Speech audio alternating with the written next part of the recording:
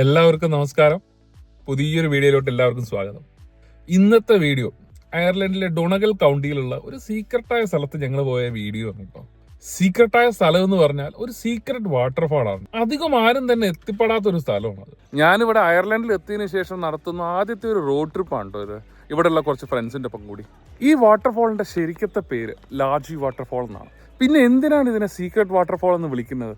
അതിനുള്ള കാരണം ഇതിന്റെ ലൊക്കേഷന്റെ പ്രത്യേകത ഉണ്ടാകും. നമ്മുടെ നാട്ടിൽ സ്ഥിതി ചെയ്യുന്ന അതിരപ്പള്ളി പോലെ അത്രയ്ക്ക് വലിയൊരു വെള്ളച്ചാട്ടമൊന്നും അല്ല കേട്ടോ ഇത്.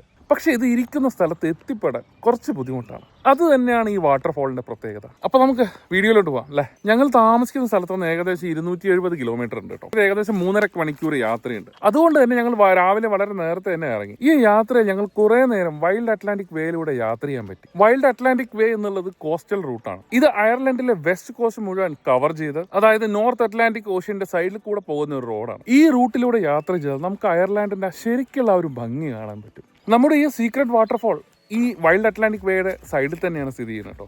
അങ്ങനെ നമ്മൾ ഈ ലൊക്കേഷൻ്റെ ഏകദേശം അടുത്തെത്തി. അവിടെ റോഡ് സൈഡിൽ പാർക്കിങ്ങിൽ ഞങ്ങൾ വണ്ടി പാർക്ക് ചെയ്തു. സ്ഥലമെത്തി. ഇനി നടക്കാനുണ്ട് കുറേ ദൂരം. അപ്പോൾ വളരെ ബ്യൂട്ടിഫുൾ ആയ സ്ഥലമാണ്. ഇതാണ് എൻ്റെ കൂടെ വന്നിട്ടുള്ള ഫ്രണ്ട്സ്.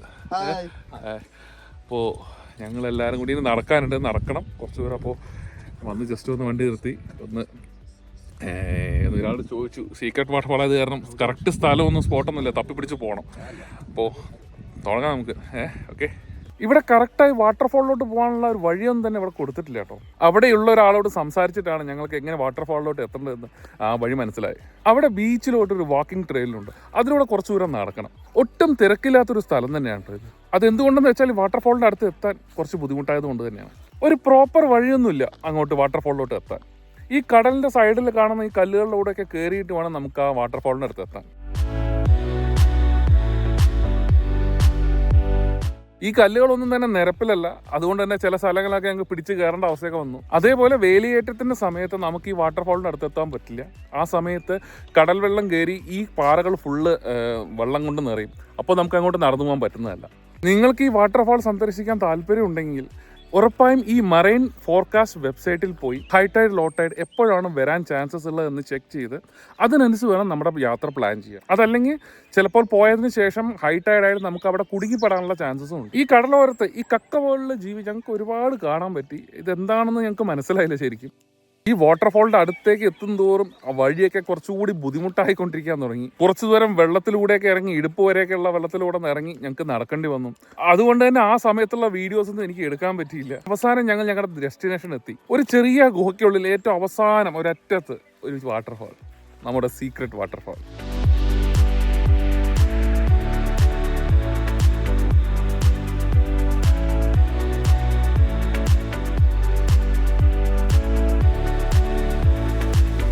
ആദ്യമേ പറഞ്ഞല്ലോ ഇതൊരു വലിയ വാട്ടർഫാളൊന്നും അല്ല എന്ന്.